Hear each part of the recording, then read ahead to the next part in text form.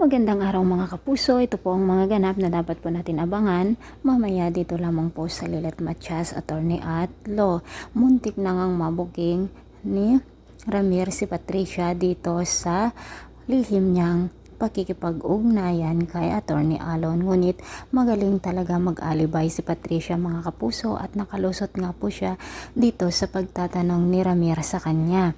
Samantala mga kapuso, binihag nga ni Attorney Renan si Canor at pinahirapan nga po ito at sinabi nga niya na maniningil siya dahil sa pagkamatay ng kanyang nanay noon na siya daw ang pumatay.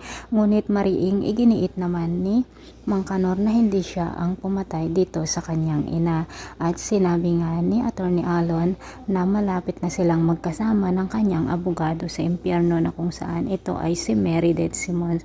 Samantala mga kapuso, pumunta naman sa kapulisan ang isang babae na kung saan ay nabiktima ng mga scammers at ito nga ang kaso ngayon na inaasikaso ng ating bida.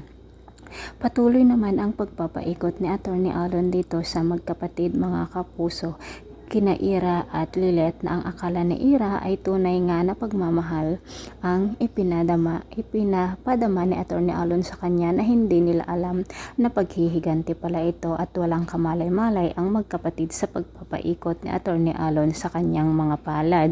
Mga kapuso, pumunta nga naman si Patricia dito sa kinaroroonan ni Attorney Alon at nakita nga niya ang pagpapahirap kay Mang Canor at sinabi nga niya na kailangan patayin na nila si Mang Canor dahil siya daw ang nagbabayad dito sa mga tauhan na kung saan ay ang mga lalaking binabayaran ni Patricia. Ngunit sinabi naman ni Attorney Alon na gusto muna niya itong pahirapan.